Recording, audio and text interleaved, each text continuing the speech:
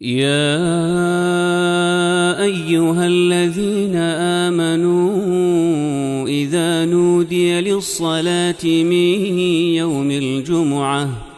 فاسعوا إلى ذكر الله وذروا البيع ذلكم خير لكم إن كنتم تعلمون.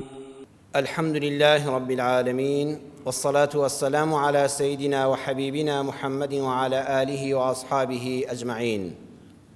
ئیمانداران و خواناسانی زۆر بەڕێز، لە بەشی شەشەم لە زنجیرە باسی ڕێز و حرمەتدا هەر لە باسی پەروەردەی منداڵداین کە ئینسان ئاواتەخوازی ئەوەیە منداڵەکانی لەگەڵی بەڕێز بن. لە وتارەکانی ڕابردوودا لەگەڵ جەنابتاندا باسی ئەوەمان کرد کە دایک و باوک مافی هەرە گەورەیان لەسەر ئینسان هەیە لە دوای خوای گەورە، بە هەمان شێوەش منداڵەکانیش مافیان لەسەر ئێمەی دایک و باوکان هەیە. دووشت هەن لە دنیادا خۆشەویستانم، ئەگەر ئینسان ئەم دوانەی باش بێ باوەڕتان ببێ بێمنەتە لە هەموو خەڵکی. ئەگەر ئەم دوانەشت وەکو پێویست نەبێ و خراپ بێ، با هەموو خەڵک لە دەرەوەی ماڵ ڕێزل لێ بگرن، با هەموو لەگەڵ تا چاکەکار بن، با هەموو خەڵک بۆت باش بن، هیچ دادێکن نادا، ئاسوودەیت پێ نابەخشێ، بەختەوەر نابی لەم دنیا و لەوازی قیامەتیش زۆر باش نەبێ. ئەویش بریتین لە هاوسەر و لە منداڵ، هەم بە نسبەت پیاوەوە هەم بە نسبەت ئافرەتەوە، هەردووکیان. ئینسان ئەگەر هاوسەرێکی باشی هەبێ و ئەولادی ساڵحی هەبێ لە کوڕوکچ، هیچ بنەتێکت بە دەرەوەی ماڵی خۆت نییە. بەڵام ئەگە خوا نەخواستە ئەو دوانە خراپ بن، بێڕێز بن لەگەڵ تا هەموو خەڵکی سەرزەوی دەستیان ڕاگرن تۆ بە سەریا بڕۆی، ئەچیتەوە دۆزەخێکەوە لە ناو ماڵەکەی خۆتدا. بۆیە خوای پەروەردگار لە سوڕەتی ئەلفورقان ئایەتی 74دا باسی عیباد الرحمان دەکا و دەفەرمێ یەکێ لە صیفاتیان ئەوەیە، دەڵێن ربنا هب لنا من أزواجنا وذرياتنا قرة أعين واجعلنا للمتقين إماما. ئەمە بە هەموو کوڕکشەکانمان دەڵێم، ئێوە بەڕێزانی کە ئێستا زەواجتان نەکردووە، ئەوانش کە کردوتانە هەم ئەم دوعایە بکەن، بە تایبەت ئەوانەی کە هێستا پرۆسەی هاوسەرگیریتان نەکردووە، بەردەوام لە خوای خۆتان بپاڕێنەوە بۆ ئەو دووشتە. خۆشی و ناخۆشیتان لە ئەوێەوە دەست پێ دەکا. بڵێ ربنا هب لنا، یا ڕەبی خوایە پێمان ببەخشە. وشەی هەب پێمان دەڵێ ئەی ئینسان، ئەی ئەو کچەی کە سیمات زۆر زۆر جوانە، وا نەزانی ئەگە کچێکی زۆر سیمات جوان بووی هاوسەرێکی زۆر بەڕێزت دەست دەکەوێ. لە خوا بپاڕێەوە کە پێت ببەخشێ، بە خۆتان نەنازی. چەند ئافرەت هەیە زۆر سیما جوانە بە خوشکمان بێ، بەڵام هاوسەرێکی خراپی دەستکەوتووە. ئەیە و پیاوەی ئەو کوڕێکەوە زۆر سەرمایەداری و پارە و شتی زۆرت لەبەردەستایە، ئۆتۆمبیلی گرانبەهات پێیە، شەهادە و بڕوانامەت باڵایە، بە خۆت نەنازی بڵێ دەبێ ژنەکەم کە تووشم دەبێ ئەو پەڕی چاک بێ. زۆرێک لەوانە دەبینی تووشی هاوسەرێکی گەلێک خراپ بوون، ژیانیان لێتاڵ کردووە. بۆیە یەکەم خاڵ ئەمە بەهی خوا بزانە، بڵێ یا ڕەبی خوا لە لای خۆتەوە پێم ببەخشی هاوسەرێک، و دواتریش خوایە کە مناڵت پێبەخشیم مناڵێکم پێ ببەخشی، هەم ژنەکەش بڵێ مێردەکەم و هەم منداڵەکانی نێوانمان قوڕەت و ئاعیون بێ. یا ڕەبی خوایە چاومان پێ ڕۆشن بێ.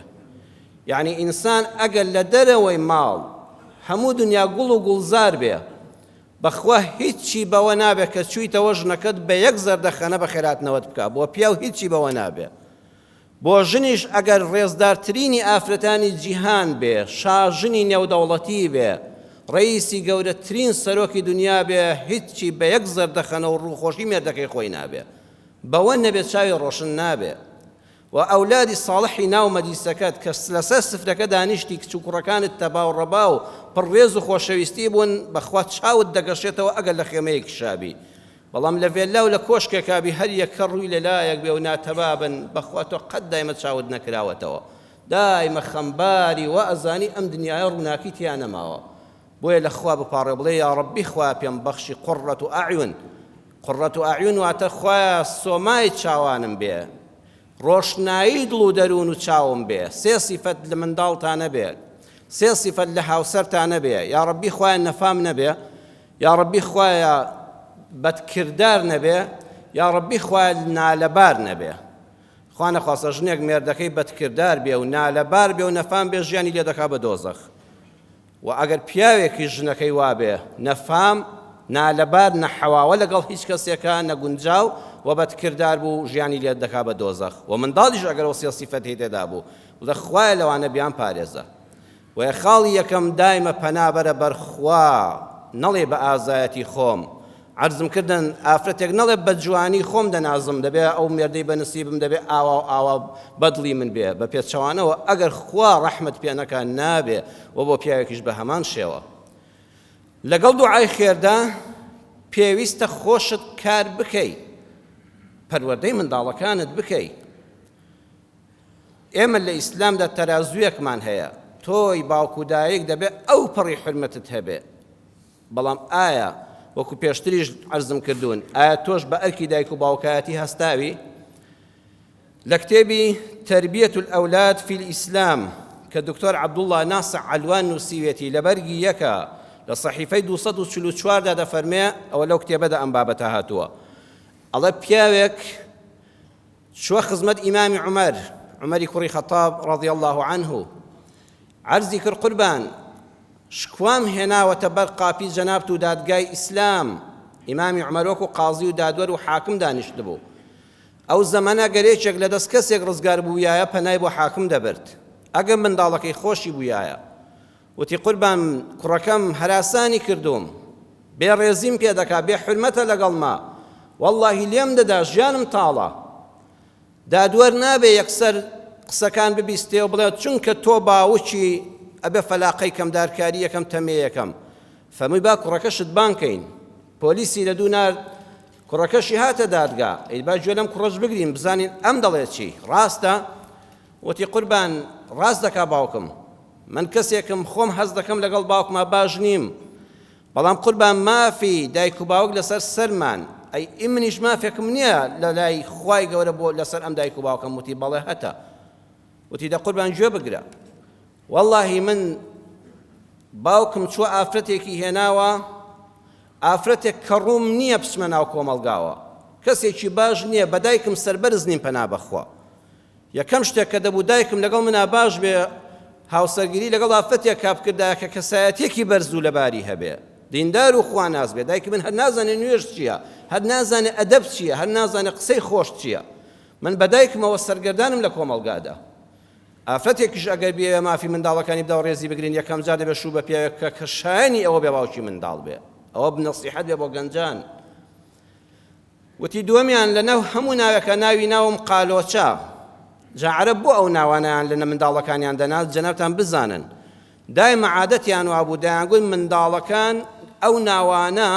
بۆ ئەوەی ڕەنگدانەوەی هەبێ کابرا ئاژەڵی هەبوو حشتر و بزن و مەڕ و ئەوانەی هەبوو وتی بەو نیەتە ناوم ناوە قالۆچە چۆن قالۆچە دایمە ڕیخ و پیسی هەمووی کۆ دەکاتەوان و دەیبا لەژێر عەرزی قایمی دەکات قالۆچە شتێکی خراپ نییە ژینگە پارێزە ئەو پیسیانە نایهەڵ لەسەر جادە بن کۆیان دەکاتەوە بەقەدەر توانێت خۆی خڕیە داودەستی عەرزێکی بۆ هەڵدەکۆڵێ بۆی زەویەکە بەپیت بکە بڕواتان هەبێ بەس ئەوەی قالۆچە ڕەشە کە ئێمە بێزی لە دەکەینەوە ئەو ڕیخ و پیسیە کۆ دەکاتەوە بە هەزاران تەن مەوادی کیمیایی دەخاتە ژێر ئەو عەرزە بۆی مرۆڤ سوودمەند بێ و ژینگەکەی پیس نەبێ وتی بۆیە باوکم منی ناوە قالۆچە بۆ ئەوەی بەردەوام لەناو گەوڕا خەریکی زبڵ ماڵیم بم کوێتی ئینشەڵڵا ئاوا هەردامە خەریکی ڕیغ ماڵین دەبێت توخوا باوکم ئەوە ناوە لێی ناوم لەو هەموو ناوە خۆشە ناوی ناوم قالۆچە سێمیان قوربان هەموو نەسیحەتی باوکم لەوەتی من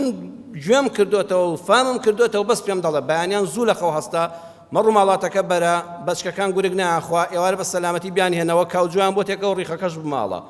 ڕۆژێ لە ڕۆژان ئەو باوکم منی دانین نیشان یەک کەلیمەم لە ئاەتی قورئان فێرکە یەک نەسیحەتی خێرم بکە یەک باسی وەفاداری و ئەمانەت و ڕازگۆییم بۆ بکە یا والله من ڕۆژ تا ئێوارە بەس گوێم لە حەپەی سەگ و دەنگی حشتر و مەڕ و بزنە کە دێمەوانەوە زانم باوکشم وایە دارگۆچانەکەی تێسلەوێنم ئیمامی عومەر فەرمووی ئەی هاوار بۆ تۆ تۆ هاتووی شکواتە لە دەست منداڵێکی خراپ بەڵام بەخوا پێش ئەوەی خراپ بێت تۆ خراپ بووی لەگەڵیدا تۆ داوای مافی لێ دەکەی بەڵام تۆ هیچ مافێک نەداوە بۆ ئەولادت بۆیە خۆشەویستان زەرورە زۆر زەرورە کاتێک دیاری بکەی نەسیحەتی منداڵەکانتی تێدا بکەی قورئانی پڕبەخشش ئەوەشی بۆ ئێمە حەل کردووە یەکێ بڵێم وەڵڵاهی نازانم چیان پێ بڵێم خوای گەورە سوورەتی لوقمانی ناردووە پێویستیت بە خوێندنە کتێب هەر زۆر بخوێنەوە لەسەر پەروەردەی منداڵ باشە بەڵام ئەگەر هیچ دەست نەکەوێ بەس قورئانی پیرۆز کافیە هەرچی لە ناو کتێبی پەروەردەییدا هەیە خوا لە چەند ئاەتێکی کورت و پوختا بۆی باس کردوین سوورەتی لوقمان خوای پەروەردگار دەفەرمێ وإذ قال لقمان لابنه وهو يعظه وەکو جەناب لوقمانیش پیاوێکی خواناس و دانا و زانا بووە قسەکانی شایستەی ئەوەن بکرێن بە مەنهەجی خوێندن لە مینبەرە باز بکرێن جەنابەت وەکو دایک و باوک گوێت لێ بێ کوڕەکەی دادەنیشێنێ و نەسیحەتی دەکا خوا دەفەرمێ دەتۆش ڕۆڵ باوک و دایکی بەڕێز کە خوا مناڵی پێبەخشی ئەوە نەسیحەتی مناڵەکەت بکە یعظه نەسیحەتی بکە فەرمووی یا بونەیە ڕۆڵەی شیرینم هاوبەش بۆ خوا بڕیار مەدە دوای ئەوە خوای گەورە باسی دایک و باوک دەکا مەوعیزەکە دەچێتەوە دەستی لوقمانەوە یا بونەیە جا سەیری قورئان کەن یەک وشە بێ لەسەری بوەستی ڕۆڵە شیرینەکەم یعنی بەردەوام کە نەسیحەتی مناڵەکانتان کرد خۆشەویستان بەردەوام وشەی سۆزیان لەگەڵا بەکاربێنن ڕۆڵە شیرینەکەم کوڕە شیرینەکەم کچە جوانەکەم ڕۆڵی لەبەر دڵانم ئاوا نەسیحەتی بکە چونکە ئینسان فتح القلبی قبل فتح العقلی هەر کەسێ قسەت بۆ کرد ئەگەر دەتەوێت گوێت لێ بگرێ یەکەم جار دڵی بکەوە ئەمجا دوای قسە لەگەڵ بیر و هۆش و عەقڵی بکە مامۆستایانی بەڕێز لە باخچەی ساوایانەوە تا زانکۆ ئەگەر دەتەوێت قوتابیەکە سوود لە دەرسەکەت وەربگرێ پێش ئەوەی بابەتە زانستیەکەی بۆ باسکەی ئەدەبیەکەی بۆ باسکەی یەکەم جار دڵی بکەوە دڵ یەکەم جار هۆگری خۆتی بکە خۆشەویستی خۆتی بۆ دەرببڕا وەڵڵاهی دەرسەکە لێ وەردەگرێ بە مادەی عیلم ئەو عەقڵە ناکرێتەوە تا دڵی ئینسان نەکەیەوە ها قورئان بە یەک وشە ئەوەمان پێ دەڵێ یا بونەیە بڕێوە بەری بەڕێز ئەگەر دەتەوێت مۆزەفەکانت کەسانی دڵسۆز و بەڕێز بن و ئیشوکارەکانت بەدڵ بکەن ڕێزیان لێ بگرە دڵیان بەلای خۆ تا ڕاکێشە قورئانی پیرۆز فێرمان دەکا محەممەدی مستەفا صلی الله عليه وسلم ئەو زاتەی کە سەروەری هەموو پێغەمبەرانە خوا پێی دەفەرمێ وەلەو كنت فظا غلیظ القلب لانفضوا من حولك لە سوورەتی ئالی عیمران ئاەتی 159 دا دەفەرمێ ئەی محەممەد صلی الله عليه وسلم تۆ بە ڕەحمەت و میهرەبانی خوا ئاوا دڵن نەرم بۆ لەگەڵ ئەو خەڵکەدا خوا زمانی شیرین کردووی ئەوە بەی خوای بزانە خۆ ئەگەر بێت و فەضڵەن فەضڵ لە زمانی عەرەبیدا بەو ئاوە دەوترێت کە لە ناو سکی حەیواندا لە ناو سکی حوشترایە کاتێ ئاویان لێ دەبڕا لەبەر ئەوەی نەمرن لە تینواندا و نەخنکێن حوشترەکەیان سەر دەبڕی و چیسە ئاوەکەی ورگیان دەردێنا جا دەڵێن ئەو ئاوە بۆنی زۆر ناخۆشە تامی زۆر بۆگەنە بەس هەرەوەیە ئاوە و دەیخۆیتەوە قورگ نانووسێ و نامری فەز ئەوەیە وەڵڵاهی قورئان دەفەرمێ هی وا هەیە زمانی ئەوەندە زبرە دەڵێ ئاوی ناو ورگی حوشترە یعنی هەر گوێت لێ دەبێ بێزاری بۆنیان ناخۆشە قسەکان تامیان ناخۆشە ئەڵێ بزمار لە دڵت دەدا بەس ناچاریشێ بێ گوێی لێ بگری نەربینیوە لە خەڵکانی واتان نەدیوە کە ئەو زمانی ئەوەندە زبرە ئەڵێ بزمار بە دڵ تا دەکوتێ کە قسە دەکا جا هەیە لەگەڵ مناڵەکانی خۆیان ئاوا قسە دەکا خوا فەرمووی ئەی محەممەد صلی الله عليه وسلم ئاگار لێ بێ ئەگەر تۆ زمانت زبر بێ ڕوت تاڵ بێ دڵت ڕق بێ لەنفەضوا دەپڕژێن پەرداخێکی شوشە بێنە لە بەرزێ و بیخە خوارەوە بەسەر کاشی و چیمەنتۆکەدا چۆن هەر پارچەی بەلایەکە دەڕوا تەزبیحی کە بە هەودایەکەوەیە ئەو تەزبیحە هەوداکە بپچڕێنە دەنکی تەزبیحەکان هەر یەکێ بەلایەکە دەڕوا ئەو سەحابانە ئاوا لە دەورت دەپڕژێن لێرەوە پێمان دەڵێ ئەی دایک و باوەک ئەگەر زمانت شیرین نەبێ وەکو هەنجوین ئەگەر ڕوود خۆش و زەردەخەنت لەسەر لێوان نەبێ لەگەڵ منداڵەکانت ئەگەر دڵت میهرەبان نەبێ منداڵەکانت ئاوا لە دەورت دەپڕژێن گوێت لێ ناگرن یا بونەیە ڕۆڵی شیرینم پێش هەموو شتێک دەفەرمێت دوای تەوحید و یەکتاپەرستی خوا بزانە ئینەها ئین تەک مثقال حەبەة من خەردەل فتكن في صخرة أو في السماوات أو في الأرض يأتي بها الله إن الله لطيف خبير سورتك سورة لقمان آيات شانزة جمعة رابردوش هندك لسر وقسم كر هندك رنجنات ولم لا آياتك تيبارم حد بشيكر نوي لسر بكين رولك يام بزانا هیچ شتێک بە بچووک مەگرە ئەگەر شتێک بە ئەندازەی تۆوی خەرتەلەیەک بێ بەقەدەر خەردەلێک بێ کە ئەو زەمانە ئەوە نەحەجمی هەیە تەرازوی زێڕچێش بێنە ئەو تۆوەت خەردەلەی تێ بکە نایخوێنێتەوە ئەو بە زەمانی خۆی قورئان لەگەڵ خەڵکا قسەی کردووە ئەینا ئێستا هیچ شتێک نییە قەبارە و بارستایی نەبێ لە زانستی فیزیادا هەموو شتێک دەخوێندرێتەوە بەڵام زمانی پێغەمبەر صلی الله علیه وسلم قورئان لەگەڵ خەڵکەکەدا بەو زمانە قسەی کردووە ئەو شتەی کە چاوت نایبینێ ئەگە بکرێتە قڵیشی بەردەوە هێز نێ بتوانێت ببیێنێتە دەرێ هیچ بقاشێک نایگرێ هیچ موچێشێک نایگرێ ئەگە فڕی دەیتە ئاسمانەوە ئەگە بیخەیتە دەریالووش و ناو ناخی زەویەوە یەئتی بها الله لە چاکە بێ یان لە خراپە خوا دەیهێنێتەوە ڕێت دەیهێنێتەوە ڕێت لەم دنیاش و لەو دنیاش دڵنیا بە دەیهێنێتەوە ڕێگات چونکە خوای گەورە لەطیف و خەبیرە یعنی ڕۆڵە گیان شتە بچووکەکان بەکەم مەزانە جاری وایە یەک شتی بچووک سەرەتای دەرگا خێرەکانت لێ دەکاتەوە ئەو شتە بچووکە لەبەر خاتی خوا کردوتەوە و میهرەبان و ڕەحمێک لە دڵتا بووە بە هەشتی خوات بۆ مسۆگەر دەکا جاریش هەیە یەک شتی بچووک بەڕێزان بەدبەختی دنیا و قیامەتت دەکا مناڵەکانت دانیشێنە بەخوا ئێستا زروفی ئەوەی ئێمە بە مناڵەکانمان بڵین تو خۆ جوانی گوێ لە موتارە بگرن من لەبەر خوا بە خۆم و بە ئێوەی دەڵێم پێش ئێوە بە خۆم ئەبێ ئەم زروفەی ئێستا ئەوە فێری مناڵەکانمان کەین لە مەکتەبە مامۆستا دانیشە لە پێشی دەرسەکە ئەمانەیان بۆ باسکە من بە ئەمانەتەوە بە ئێوەی دەڵێم بڵێ ڕۆڵە گیان شتی بچووک بەکەم مەزانە شتی بچووک ئێستا قیمەتی هەیە کەسێک سیارەکەی هەڵدەکا ژەهر فڕێداتە ئاسمانەوە ئەو زەمانە قورئان باسی ئاسمانی کرد شتێک فڕێ دەی گازێک لە ناو بەنزینەکەیە ژەهراویە فڕێی دەدەیتە ئاسمانەوە چاو دەیبینێ تەرازوو دەیخوێنێتەوە نە بەڵام دڵنیا بە لەسەر تۆ حیسابە پێت دەڵێ ئاگات لێ بەقەدەر پێویست نەبێ ئۆتۆمبیلەکەت بەکارمێنە ژار فڕێ دەیتە هەواوە ئەو کەسێک کە کۆگایەکت هەیە کە شەریکاتت هەیە کە پاڵاوگەی نەوتت هەیە ئەو بۆنە بەسەر خەڵکا دەکەی وازانی هەروە دەڕوا یەئتی بها الله دڵنیا بە لەم دنیای خەردەگرێ ئەو خراپەیە و لە قیامەتیشە لەسەر تای تەرازوی کردەوەکانی خراپەکە دەبینیەوە و چاکەش بەکەم مەزانە ڕۆڵە گیان چاکەیەک بەکەم مەزانە لە صحیحی موسلیمە هاتووە دەفەرمێت دایکمان خاتو عایشە بۆ پێغەمبەری خوای صلی الله علیه وسلم جێڕایەوە ئیمامی موسلیمیش لە صحیحە حەدیسەکەی بۆ ئێمە جێڕاوەتەوە فەرمووی ڕۆژێکیان پێغەمبەر صلی الله علیه وسلم لە ماڵ نەبوو ژنێک هات هاوسەرەکەی لە دەستدا بوو دوو منداڵی یەتیم و هەتیوی بچکۆلەی کچۆڵەی بە باوەشەوە بوو هات و سەردانێکی پێغەمبەری خوا بکە صلی الله علیه وسلم بەڵام پێغەمبەری خوا لە ماڵ نەبوو بە ڕوخساریانەوە دیار بوو کە برسین هەژارن خاتو عایشە فەرمێ ئەوەی ئەو وەختە لەبەر دەست مابوو بێ سێ دەنە خورمای جوانمان هەبوو لە ماڵەوە سێ دەنە خورما لە قاپێکا بوو منی سێ دەن کە خورماکەم دایە ئافرەتەکە بۆ خۆی بۆ منداڵەکانی ئافرەتەکە منداڵەکانی لە باوەشی دانیشاندن داینان یەکی دەنکێ خورمای دانێ مناڵەکان زۆریان برسی بوو هەر خێرا دەنکە خورماکەی خۆیان خوارد دایکیشی دەنکە خورماکەی بەرز کردەوە خستێ سەر لێوی و مناڵەکان هاواریان کرد دایە خورما خورماکەی خۆیان خواردبوو ئەڵێ وەڵڵاهی بینیم دایکەکە لەسەر لێوی خورماکەی هێنایەوە دەرەوە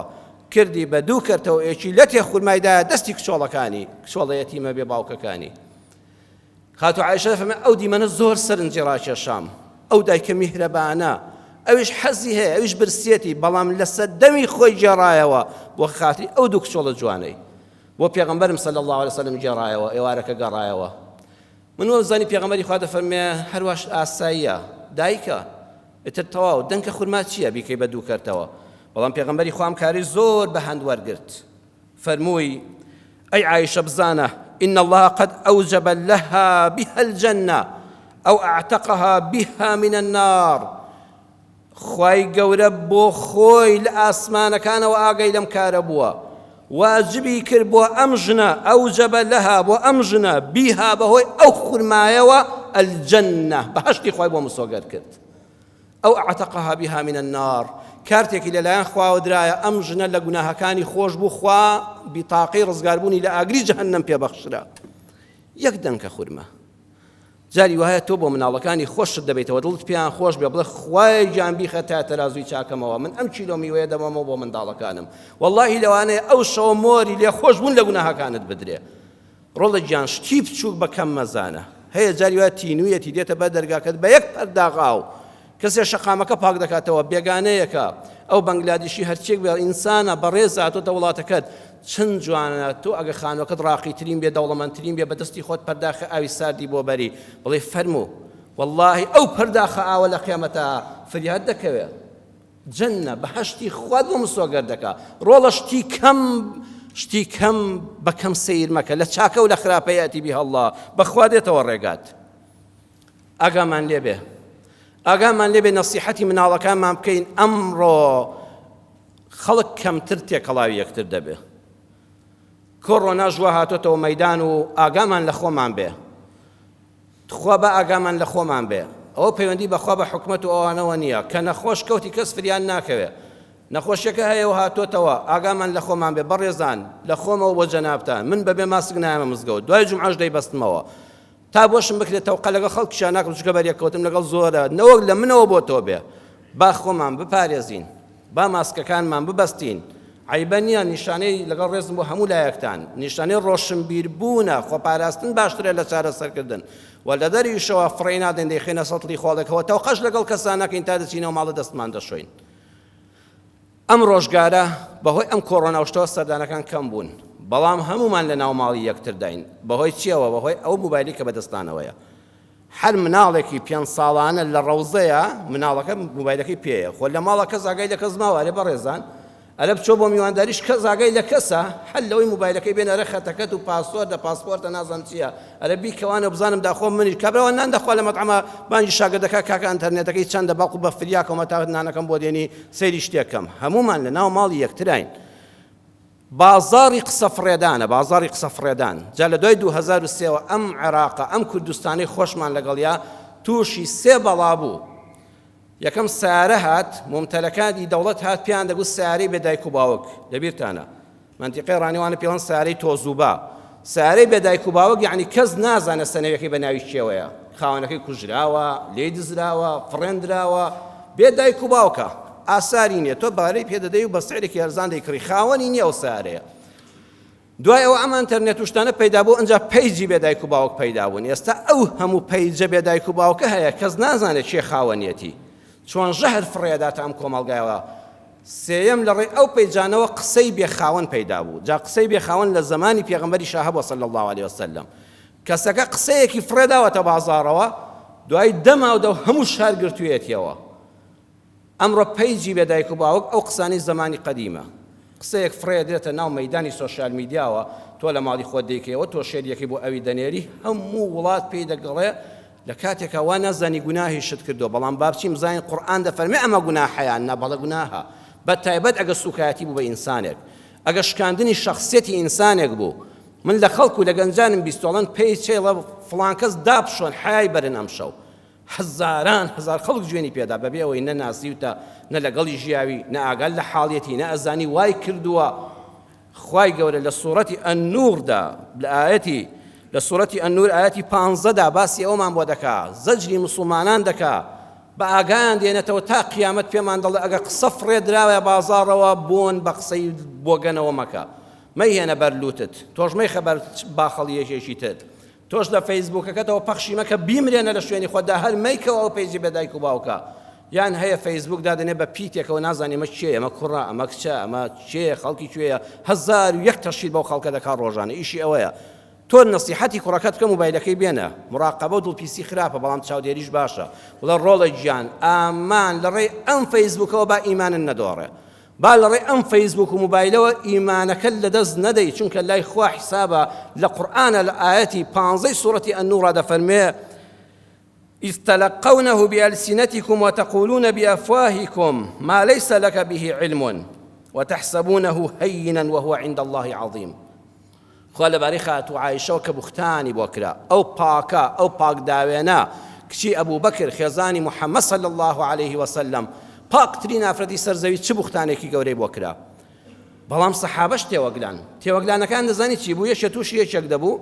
ئەرە دەنگ و باس چییە کوڕە وەڵڵا هەر بوختانە بۆرەکەی خاتوو عایشەیە هەر ئەو قسەیە خوا فەرمووی بە زمانتان دەیڵێن بڕواشتان وایە کە ڕاز نییە علمیشتان پێی نییە نازان ئەمە چ منافقێک ئەم قسەی فڕێدایە بازاڕەکەەوە ئەمە چ دەستێکی ڕەش هەیە دەوێ ماڵی پێغەمبەری خوا بشێوێنێ و دەوڵەتی مەدینە هەڵتەکێنێ خوا فەرمووی تحسبونه هينا جا سەیری قورئان کەن چەند وشەکانی وەردن نافەرمێ تحسبونه صغيرا بە گوناهێکی بچووکتان زانی هەر حسابتان بۆ نەکرد هەر ئەو قسەی کە کردتان و گواستانە وتیان بوختانەکە هەر هەیە بەڵێ ئەرە وەڵا هەر هەیە هەر باسی دەکەن هەر دەنگ و باس ئەوەیە بەس ئەوە لەلای ئێوە شتێکی ئاساییە بەڵام بۆ هو عند الله عظیم لای خوا گەلێک گەورەیە لای خوا زۆر گەورەیە و قسەیە جا ئەمە تا قیامەت وایە بوختان لەگەڵ ڕێکەکەتا بۆ کەسێک کرا لە ناو خزمەکانتا بوختان بۆ ئافرەتێک کرا بۆ کوڕێک کرا وتیان زینای کردووە وتیان وای کردووە وتیان فڵان شتی کردووە لە فەیسبووکە وتیان فڵان کەس لە شفرۆش بۆ نازانم چی بووە لە ڕێی هەموو خوشکان و برانی ئیماندار تۆ لە شوێنی خۆتا وریای خۆت بە یەک کۆمنتی بۆ نەکەی یەک جوێنیشی پێ مەڵێ یەک جوێنی پێ مەڵێ بۆ ئێشەڵە بۆ لەبەرەوەی لە قیامەتا تۆ لەسەر خراپەی ئەو ئینسانە محاسەبە ناکرێ بەخوا لە قیامەتە یەک لە بەردەمی خوادا دەوەستێنرێن خوا پرسیاری ئەو لێ ناکە ئەو بۆ وای کرد بەڵام کە کۆمنتن لەسەر نووسی کە جوێنی شتدا ئەگەر جوێنی شتدا بەو خراپەیە ئەگەر لایکێکت کرد و دەستخۆشی لەو کەسانە کرد کە حەیان بردووە خوا لەسەر ئەو محاسەبەت دەکا خوا دەفەرمێ بە چاوی خۆت بینیت ئەوە بوو ناوەڵڵا خوایە ئەی تو عەقڵم نەدابوویت شتێک بە چاوی خۆن نەتبینی ئەو دەنگە گوێ لێ بوو ئێستا بابەت دەنگ هەزار جا دەنگی من و تۆ دەخەنە سەر شێوەی دەنگی یەکێشکە نابێ بەوەش بڕوا بکەی ئەم دنیاە واش شێوێنراوە لەلایەن ئەم تەکنەلۆژیای سەردەمەوە بڵێ خوددا خۆی دەزانێ من دادوەر نیم من قازی نیم خۆش لە قیامەتە لە من ناپرسێتەوە بەڵام لەسەر لایک و کۆمنتێک لێم دەپرسێتەوە بێ ئابڕووم دەکا لەبەر چاوی خەڵکی مەحشەرا فەزع دەبی جا تو خوا حەیف نییە خۆت ئابڕووبەری دنیا و قیامەتکەی لەسەر لایکی کۆمنتێک لە شتێک کە پەیوەندی بە تۆوە نییە خەڵکێک دڵ ئەی بێ هەڵوێست بم نابێ هەڵوێست مەبە هەڵوێستت هەبێ بە نەسیحەت ئەگەر دەیناسی لێی نزیکی دەمت دەیگاتێ بڕۆ بە بێدەنگی بڵێ فڵان کەس توخوا تۆ ئەو ڕەفتارە لێ دەوەشێتەوە وتی بەخوا من نەبووم بڕوا بکەتەوە بیسپێرە بەخوا بە سوێندەکەی بڕوا بکە نەسیحەتی خێری بکە ئەگەر توش بوو بڵێ توخوا تا خەڵک زۆر پێی نەزانیوە براکەم واز لەو کردارە بێنە خوشکەکەم با ناود نەزڕێ ئەویش نابێ کەس ئاگای لێ بێ نابێت لە ڕێی کۆلایک و کۆمنتی فەیسبووکەوە بێ ئەوە نەسیحەتە ئەبێ ئاوا دڵسۆزبی بێ هەڵوێست مەبە بەڵام نەسیحەتت هەبێ نەک فەزیحەتی خەڵکەوە ئەبێت لە نزیکەوە بچی ئامۆژگاری بکەی بەس خۆت و خوا فڵان کەس ئاگای لێ بێ ئەمە دینی ئێمەیە دووەمیان ئەگەر تۆ بەشداری ئەم کارت کرد هەر کەسێکە گوناهێک دەکا وەڵڵاهی ئەوەی کە زینایەک دەکا ئەوەی کە قەتڵ دەکات دەست بەجێ شەیتان وازی لێ دێنەوە پەشیمانە دەڵێ خۆزگە کەس پێی نەزانیایە خوای گیان بۆم داپۆشە خوای ڕزگارم کەی ئەگەر زانی کەس پێی نەزانیوە و ئاشکرا نەبوو احتیمالی لە 190 هەیەتەوە بە بکە و بێتە کەسێکی باش و خوش لێی خۆش بێ لە بینی خۆی خوادا بەڵام کە زانی بڵاو بۆەوە کە هەموو دنیا پێی زانی تازە دڵە خۆ تازە تەواو ناوم زڕا خۆ بەقەڵ چی ناو کۆمەلگا نایم وەڵڵا تازە قوشوڵی لێ هەڵدەکێشێ ئەمجا بە ئاشکرا دەیکا ئەمجا حیا و حرمەتی لێ هەڵگیرە کەواتە تۆ کردت بە خراپەکار بە یەک لایک و کۆمنتی تۆ لەسەر ئەو فەیسبووکە فڵان کەس تیا چوو پێغەمبەری خوا صلی الله علیه و سلم ئاگادارمان دەکا ئەبێ ئەمە بە مناڵەکانمان بڵێن ڕۆڵە مسقالە زەڕە لای خوا جێگا دەگرێ لە سنەنی ئیبن ماجەدا بە ژمارە فەرموودەی 2616 هاتووە من أعان على قتل مسلم ولو بشطر كلمة لقي الله عز وجل مكتوب بين عينيه آيس من رحمة الله هر کەسێک بە نیوشە زان یعنی چی هەیە لە کۆمنتێکە دەنووسێ ها پێکەنینێکی بۆ دەنێرێ ئیمۆجیەکی بۆ دەنێرێ بەس بە ئەمەندە بەشداریت کرد لە کوشتنی کەسێکدا یعنی هیوا هەیە خۆی کوشتووە تووشی هەڵەیەک بۆ کاکە لە کۆمەلگادا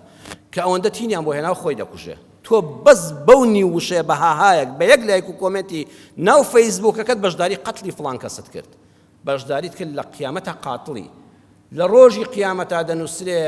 فڵان کەس بێبەش بوو ناومێت بوو لە ڕەحمی خوا لەسەر نێوچوانی دەنووسرێ چونکە ڕۆژانە حیای خەڵکی بردووە لە دنیادا ئەمڕۆ عەرزم کردن کەس هاتوچۆی کەس ناکە بەڵام هەمومان هاتوچۆی یەکتر دەکەین هەموو دنیا ئاگای لێیەکە هەمووی ئاگای لێیەکە بە ڕۆڵەکان بڵێ ڕۆڵە گیان تکاتان لێ دەکەم ئەو پەنجەیەی تۆ قەدەغەی بکە نەڵی لایکێک چییە نەڵی کۆمنتێک نەڵی هاهایەک نەڵی ئیمۆجیەکی سە فەیسبووکەکەم چییە یەئتی بیها الله وەڵڵاهی ڕۆڵە دێتەوە ڕێگامان وەڵڵاهی حیای خەڵک بەرین حیامان دەچێت لە ماڵەکەی خۆماندا وەڵڵاهی لە ڕۆژی قیامەتە لەسەر نێوچوانت دەنووسێ بەشداریت قەتلی فڵان کەست کرد فڵان کەس لە هاوسەرەکەی جیابوتەوە بەخوا ئەگە خەڵک لێی گەڕێن ژیانێکی کامران بەسەر دەبا خوا دەرگای لێ دەکاتەوە ئەوەندە خەڵکی خزم و کەس و کار و ئەقریبا و عشرەت و گوندەکەی و جا ئەمجا لە فەیسبووکی شایەخوانە چێتە بەردەمی خەڵکەوە وای لێدێ فەقیرە دەکرێت بە شتێکی زۆر گەورە هەر یەکە دەڵێ دەبێ بۆچی وابوو بێ وەڵا خۆی لە ناو دەبا ئەو خۆی کوشت قاتڵە وە نەفسی خۆی بەڵام تۆش بە نیو کەلیمە بەشداری لە قەتڵەکەیدا کردووە فەرمودەی ڕەسوول الله صلی الله عليه وسلم دەفەرمێت لە ڕۆژی قیامەتە لەسەر نێوچاوانی ئەو کەسە دەنووسرێ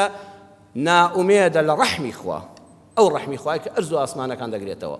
ئەو کەسە لێی ناومێد بوو بە دووی قسەی فڕێدراوە مەگەڕێ ئەو قسە فڕێدراوانەی لە بازاڕی فەیسبووکە کەسانێکی پێ بێ حورمەت دەکرێت خۆتی پێ بێ حورمەت مەکە بەخوا کوڕەکەت یان کچەکەت ئەگەر ڕۆژ تا ئێوارە بە دوی عیب و عاری ئەم و ئەوەوە بوو باوکی بەڕێستۆ بە تەمای حرمەت لە تۆ بگرێ ئەوە بێ حرمەتی بە هەموو کەس دەکات لەسەر فەیسبوک جا هەر لە لایک و کۆمنتەوە دەزانی چێ فەیسبوکەکەی ڕێزدارە یان بێ ڕێزە ئیوا ڕۆژ تای وارە جوێن دەڵێ بەس سوکایەتی بە خەڵک دەکات بەبێەوەی ما لەیسە لەکە بهی علم قورئان دەفەرمێ هیچ زانستیشی لەو بارەوە نییە ئاگای لە فڵان کەس نییە لەگەڵ ئەوان ناژێ نایناسێ ئاگای لە ڕووداوەکان نییە هیچی بە چاوی خۆی نەبینی و هیچی بە گوێی خۆی گوێ لێ نەبووە بەڵام خۆی ماڵوێرانی دنیا و قیامەت دەکات بەخوا ڕۆ باوک و دایکی بەڕێز لەگەڵ تۆشا بێ حرمەت دەبێ چونکە ئەمە لەوە فێر دەبێ ئەو قسە بازاڕیانە لە دواییدا دەردەکەوێت هەمویان درۆن با کۆتایی وتارەکەمان لەم بەشەدا بەم ڕووداوە بێنین من زۆرجار بەسەرات بۆ جەنابتان دەجێڕمەوە ئەوە پێشینەکانی ئێمە مەلا گەورەکانی کورد ئێمەیان وا فێر کردووە هەر شتێکی جوانیان بیستووە دەرسیان لێ وەرگرتووە و لە کتێبەکانی خۆیان دانووسیویانە ئەمەی کە ئێستا من بۆتان باز دەکەم مامۆستا مەلا محەممەدی جەلیزادە ناسراو بە مەلای گەورەی کۆیە تەفسیرێکی گەورەی هەیە بە ناوی تەفسیری کوردی لە بەرگینۆی تەفسیرەکەدا لە لاپەڕەی 84دا بەرگینۆی تەفسیری کوردی مەلای گەورە لاپەڕەی 84 ئەمە باز دەکە ئەفەرمێ باوکم مەلا عەبدوڵای جەلیزادە لە خزمەت باپیرمدا ساڵی 1288 هیجری چوو بۆ حەج یعنی ئەمڕۆ دەکاتە 154 ساڵ لەمەوبەر 154 ساڵ لەمەوبەر مەلا عەبدوڵای جەلی ئەمەی بیستووە بۆ مەلا محەممەدی کوڕی جێڕاوەتەوە ئەویش لە تەفسیری قورئانە تۆماری کردووە منیش بۆ ئێوەی باز دەکەم بەڵام دەڵێ ئەمڕۆیە ڕووداوەکە فەرمووی بابم فەرمووی کە لە خزمەت باوکما چوون بۆ حەج مەلا ئەسعەدیش لە حەج وەفاتی کردووە باوکی ساڵێک ماوەتەوە ئەمجا گەڕاوەتەوە لە دوای مەراسیمی حەج وەفاتی کردووە فەرمووی کە باوکم هاتەوە ئەمەی بۆ جێڕاوینەوە کاتی دواتر فەرمووی لە حەرەمی مەککە دەرس دەوترایەوە پیاوانێکی بەڕێزی وەکو جەنابتان بە جەماعەت دانیشت بوون زانایەکی گەورەی ئیسلام هەیە پێی دەڵێن سەید ئەحمەدی دەحلان مامۆستانی بەڕێز ناویان بیستۆ کتێبیان خوێندوتەوە سەید ئەحمەدی دەحلان لە حەرەمی مەککە لای کەعبەوە دەرسی تەفسیری قورئانی دەکتەوە فەرمووی قەدەری خوا کە من چوومە خزمەت دەرسەکەیەوە مەلا عەبدوڵای جەلی دەڵێ کە چوون دەرسی تەفسیری سوورەتی ئەززوخرف ئاەتی 61 دەوتەوە گەیشتە سەر ئەو ئاەتەی کە خوا دەفەرمێ وإنه لعلم للساعة فلا تمترن بها ئەم ئاەتە بە دوو قراءەت دەخوێندرێتەوە وإنه لعلم للساعة وإنه لعلم للساعة فلا تمترن بها واتبعوني هذا صراط مستقيم خوا دەفەرمێ هاتنە خوارەوەی عیسا سەلامی خوای لەسەر بێت جارێشکە لە ئاسمانەوە چونکە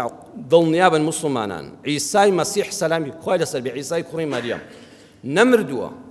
نەکوژراوە لە خاج نەدراوە وما قتلوه يقينا لسورة النساء دەفەرمێ یەقینتان هەبێ عیسا وما قتلوه وما صلبوه نەکوژرا بەدەستی جوولەکەکان نە لە سێدارە درا و لە خاج درا و خاچێکە لەنەوە درۆیە ڕاز نییە و نە کوژراویشە بە دڵنیاییەوە بەڵکو بەل ڕەفەعەه الله إليه خوا بەرزی کردوێتەوە بۆ لای خۆی متەوەفی کە وەکو خەوتن حاڵەتێکی لێ بەسەر هێناوە عیسای مەسیح ئێستا زیندووە پێغەمبەر صلی الله علیه و سلم لە بوخاری مسلمات چەندین فەرموودە هەیە درێژە نایانگەڕمەوە باسی ئەوە دەکات لە ئاخر زەماندا ڕۆژێک عیسا لە وڵاتی شام لە دیمەشقا لە لای منارە سپیەکە دێتە خوارەوە نوێژی بەیانێ مسلمانان نوێژ دەکەن عیسا دێتە خوارەوە نوێژ لە دوای ئیمامی مسلمانانەوە دەکات وەکو ڕێزێک بۆ ئەم ئومەتە دوای سەرپەرشتیاری ئومەتی ئیسلام دەبێت پێغەمبەران هەموو بران عیسا سەرپەرشتیاری ئومەتی ئیسلام دەکات پێغەمبەر صلی الله علیه و سلم فەرمووی ئەو کاتێ عیسای کوڕی مەریەم دێتەوە سەرزەوی ئەم سەرزەویە یەک پارچە پڕە لە زوڵم و ستەم لەو کاتەدا مەسیحی دەجال هاتووە چونکە دوو مەسیح هەیە مەسیحی دەجال سەرزەوی گەڕاوە بۆ خراپۆ دەڵێ من خوام و خۆی لە خەڵکی دەکات بەخوا خەڵکی کافر دەکات عیسای مەسیحیش دەگەڕێ بە سەرزەویدا ئیمان و خواناسی و تەوحید بڵاو دەکاتەوە سەرزەوی یەک پارچە لەو زەمانەدا پڕ دەبێت لە نەبوونی و هەژاری و بێدینی فەرمووی بە هاتنەوەی عیسا دادپەروەریەک پەیدا دەبێت قەت نەبیندراوە ئەوەندە پارە و ڕسق زۆر دەبێت کەس پارەی زەکات لەکە زۆر ناگرێ ئەوەندە خەڵک خواناس دەبێت یەک سوز دەپێت لە هەموو دنیا گەورەترە بەس خەڵکیش خواناسی دەبێت مەسیحی دەجال کە چاوی بە عیسای مەسیح دەکەوێت وەکو خوێ دەتوێتەوە دەفەرمێ لێشی گەڕایەر بۆ خۆی دەتوێت بە حربەکەی دەیکوژێ بۆی بزانن مەسیحیەت دەجال لە ناوچوو ئەمجا فەرمووی ئەو پیاوە لە ناو ئومەتی ئیسلامدا دەمێنێتەوە یەک پارچە سەرزەوی پڕ دەکات لە خێر و بەرەکەت دەفەرمێ سەید ئەحمەدی دەحلان تەفسیری ئەم ئاەتەی بۆ خەڵک دەکرد بەڵام خەڵکی فەرمووی خەڵکی نەکوڕە لێتان تێک نەچێ ئەوەش بە دەردی کابرا نەچن پیاوانی وەکو جەنابتان کوتیان قوربان دەردی کابرای کوێ فەرمووی لە شامە کابرایەکە بوو ناوی عیسای سەفار بوو دەست بڕ و قۆڵ بڕی وا نەبوو وەکو ئەم زەمانە بەو کتوی پارەم دێ معاملەت بۆ پێوە دەکەم و بەو کتوی هەندێک پارەم دێ معاملەت بۆ پێوە دەکەم پارەی ئەمی دابوو بەو پارەی ئەوی دابوو بەو والله وەختێک خەڵک لێ کۆبوونەوە قەردارێکی زۆر بوو خاوەن قەرز لێ کۆبوونەوە وتی با بە ڕۆژی جومعە وەرن پارەکەتان دەدەمێت لە فڵان مزگەوتە پارەشی نییە والله لە ترسانە ئێوارەی پێنجشەممە لەسەر جومعە ڕای کردە سەر منارەی مزگەوت ئەو کاتە بڵێن 200 ساڵێک لەمەرەمە ڕووی داوە چوە سەر منارەی مزگەوت خۆی شاردەوە لە سوچێکە ئەو زمانەش مکەبەرە نەبووە بانگدەر چووە زۆر پیاوانی قەدیم بۆیان جێڕاونەوە لەسەر منارەی مزگەوتەوە بانگیان دەدا وای دەوروبەری مزگەوت و ئەهلەکەی گوێیان لێبێ بانگدەرەکانیش دەنگیان بەرز و خۆش بووە کابرای بانگدەر چوو سیر دەکا کابرایەک خۆی کوروژمە کردووە لەسکێکی کردووە بە حاڵ دەم و چاوی دیارە دەلەرزێ وتی تۆ کێی وتی من عیسام هەر وتی عیسام کابرای موەزین ڕای کردە خوارەوە مزگەوت خەڵک بۆ شەونێژی شاتبوون وتی کوڕە هاوارە قیامەتە وتیان چۆن وتی عیسا حەزەتی عیسا لەسەر منارەکەی هاتۆتە خوارەوە من لە مامۆستان بیستووە عیسا لە منارەی مزگەوتەکەەوە لە دیمەشقدا دەبەزێ ئێرەش دیمەشق حەدیسەکە هاتۆ دەجێ خەڵک نوێژی بەیانیان نەکرد هەر لەوەی ڕاکاتەوە بۆ ماڵەوە کورە ژن و منداڵ هەستن تۆبە بکەن و خۆتان بکۆن غوسڵ دە خۆتان دەرکەن و ڕوو لە خواکەن قیامەت هاتووە نیشانە گەورەکەی قیامەت حەزەتی عیساوە لەسەر منارەکەیە جامەلای گەورە دەفەرمێ باب ئاوا جێڕایەوە فەرمووی هەرچی دەروێش بوو زەرگی دەرێ ناو لە گوپی خۆی دەدا و شمشێری ڕادەوەشاند و هەرچی سۆفی بوو دەفی لێ دەدا و زکری دەکرد و منداڵ دەیان قیژاند و ژن تۆبەیان دەکرد و ئەو بەوە دەیگوت کوڕە گرنم ئازاکە بۆ خاتری خوا شتێکم لێ دزیوی کوڕە پارەم خواردووی کەوتنە گریان و زانانی مزگەوت و دێ بەدێ شاگەڕ قیامەت هەستا لە دەوری مزگەوە بەو ڕۆژ بۆ خەڵک هەر لە بیری نەماوە نوێژەکەشی بکە نوێژی بەیانیشیان نەکرد خەڵک یەکێ دەگریایەکی هاواری دەکرد یەکێ داوای گردن ئازایی دەکرد حاکمی شار تێگەی ڕئیسی شورتە و ئاسایش وەلی عەهدی وڵات هەمووی هاتن کابراوتی وەڵڵا بە چاوی خۆم بینی وا لەسەر منارەکەی وتی من عیسام دوو مەلای زۆر زانایان هەڵبژار وتیان خۆتان پشۆن معەممەم مڕەتەب معەتەر بۆنی خۆش بە ئەدەب بە حرمەت بڕۆنە سەر منارەکە و پێشوازی لە حەزەتی عیسا بکەن کەس نەیدەگوت ئەرێ باشە کاکە کەی وەختی هاتنە خوارەوەی عیسایە والله دوو مەلا خۆیان گۆڕی و بە مێزەری سپی و بە جلی جوان و بۆن خۆشی و بە ئەدەب و بە ڕێز و بە حرمەتەوە چوون کە سەیرەکەن کوڕە ئەم شڕۆڵە کزۆڵە بەخوامە لە عیسا پێغەمبەر ناچێ ئەمە هەموو لەشی دەلەرزێ لە ترسانە وتیان کاکە تۆ چی وتی عیسام وتیان ئەینە عیسا کام عیسا کوڕە وتی عیسای سەفارم لە ترسی قەرز ڕام کردو بۆ ئێرە کوتیان کوڕای مەلعون وەرە خوارەوە دەستیان کرد هەر دوو مەلا جایاخوا مەلاش لە کەس نەدا ڕەحمی لە خەڵک دڵان نییە وتیان کوڕای مەلعون وەرە خوارە وتی کاکە بۆ ئەم لێ دەکەن چم کردو خۆ پارەی ئەوم نەخواردو مامۆستا وتی کوڕە کاکە وەرە قیامەت هەستاوە ئێوەتی وەڵڵا خەتای من نەبوو